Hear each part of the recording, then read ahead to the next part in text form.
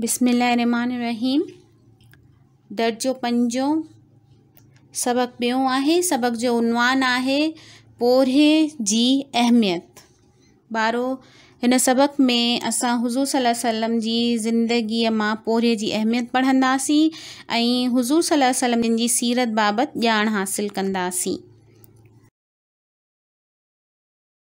सबक पढ़ंदासीं। नबी अकरम हज़रत मोहम्मद सल्लल्लाहु अलैहि वसल्लम जिन जो इरशाद आहे त पोरियत ख़ुदा जो दोस्त आहे। हक़ हलाल जो पोरियो बि हिकु इबादत आहे। उहो इंसान जेको पोरिये खां कीॿाए थो सो सदाईं ॿियनि जो मोहताज रहे थो। ही दुनिया जेका अॼु हेॾी ओज ते पहुती आहे सा बि इंसान जे पोरिये जे करे पहुती आहे। असांजे प्यारे पैगम्बर हज़रत मोहम्मद मुस्तफ़ा सल्लल्लाहु अलैहि वसल्लम जिन पोरिये जो घणो ताक़ीद फ़रमायो आहे। पाण सॻोरा जेकी बि फ़रमाईंदा हुआ उन ते पहिरियां ई पाण अमल कंदा हुआ। पोरिये जी एतिरी अज़मत आहे जो ॿिन्ही जहाननि जा सरदार पंहिंजो कमु पंहिंजे मुबारक हथनि सां करण में फ़ख़्रु महसूस कंदा हुआ। पाण सॻोरा जॾहिं मके शरीफ़ खां हिजरत करे मदीने शरीफ़ में रहण लॻा तॾहिं खेनि मस्जिद जोड़ाइण जो ख़्यालु आयो। उन करे पाण सॻोरनि हज़रत अबू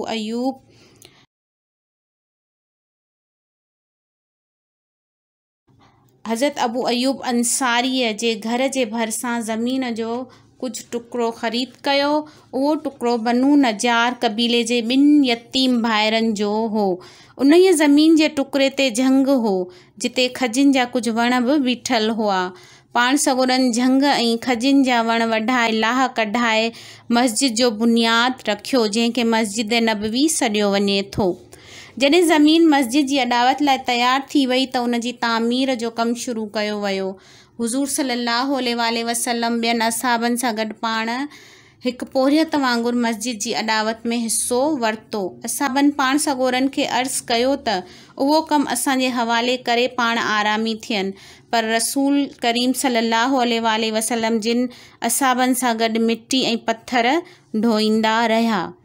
असहाबी पाण सॻोरनि खे पोरियो कंदे ॾिसी वधीक जोश ऐं जज़्बे सां कमु करणु लॻा। मस्जिद नबवी उन वक़्तु बिल्कुलु सादे नमूने ठाही वई। कचिन सिरुनि जूं भितियूं ठाहे उन्हनि जे मथां खजिन जे फरहनि जी छित रखी वई। मस्जिद में फ़र्श न हुअण करे मींहं पवण खां पोइ गप थी वेंदी हुई, तंहिं करे पट ते पथरीली मिटी विझराए उनखे पको कराए छॾियाऊं। इन ई मां साबित थियो त पाण सॻोरा पोरिये खे केॾो न पसंदि फ़रमाईंदा हुआ। जेकॾहिं पाण सॻोरा रुॻो हुकुम कनि हा त बि मस्जिद नबवी अॾिजी वञे हा, पर नबी करीम सल्लल्लाहु अलैहि वसल्लम जिन पंहिंजे सिर कमु करे पोरिये जी अहमियत खे दुनिया ॾो साबित करे ॾेखारियो। असांखे बि घुरिजे त पाण सॻोरनि जे ॾिनल सबक़ ते अमल करियूं ऐं पोरिये खां कॾहिं बि आर न करियूं।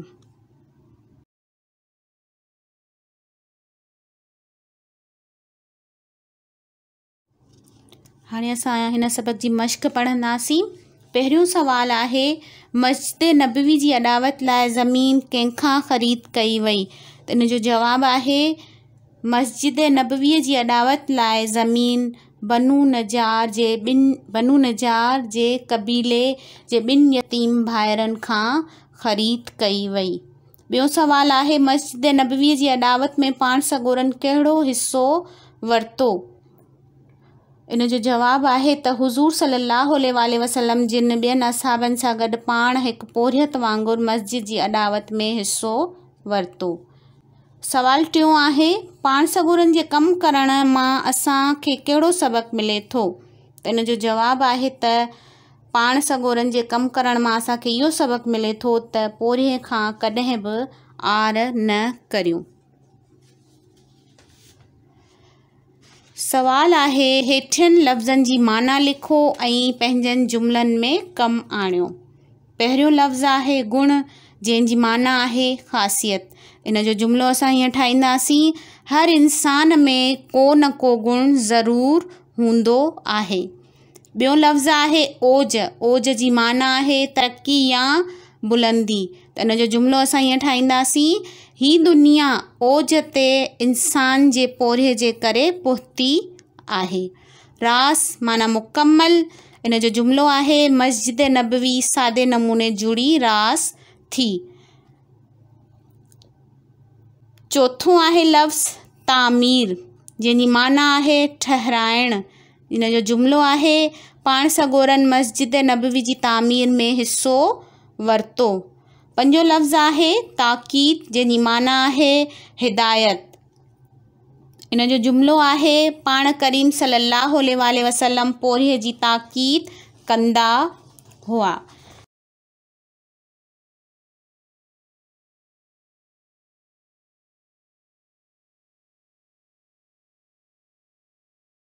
सवाल टियों आहे हेठियनि लफ़्ज़नि जा ज़िद लिखो। लफ़्ज़ आहे शुरू, उन जो ज़िद थींदो आख़िर। ॿियो लफ़्ज़ आहे ज़मीन, जंहिंजो ज़िद थींदो आसमान।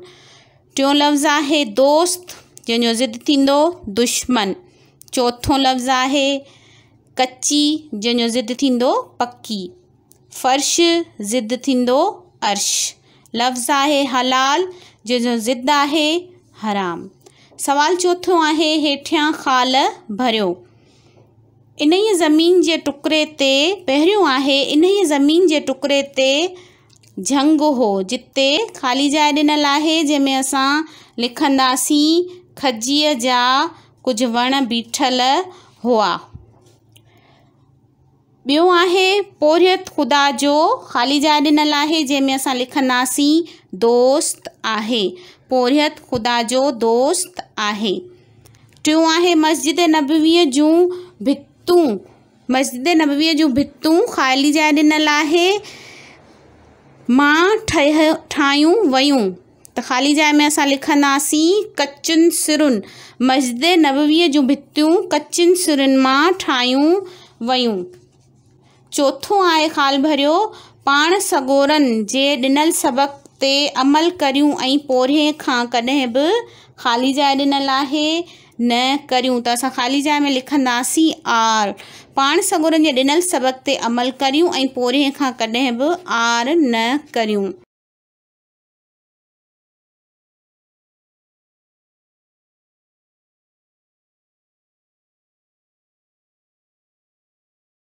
ख़ाल भरियो पाण सॻोरनि जे ॾिनल सबक़ ते अमल करियूं ऐं पोरिएं खां कॾहिं बि ख़ाली जाइ ॾिनल आहे न करियूं, त असां ख़ाली जाइ में लिखंदासीं आर।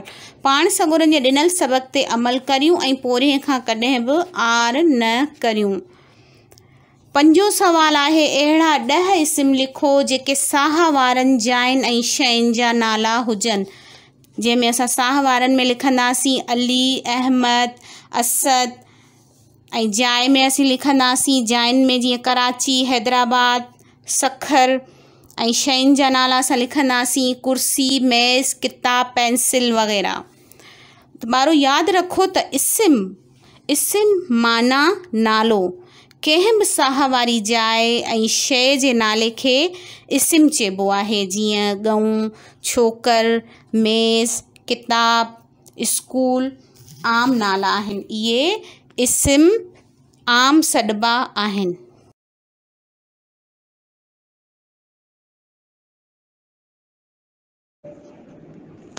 प्यारा ॿारो, आख़िर में हिन ॾिनल तस्वीर में रंग भरियो।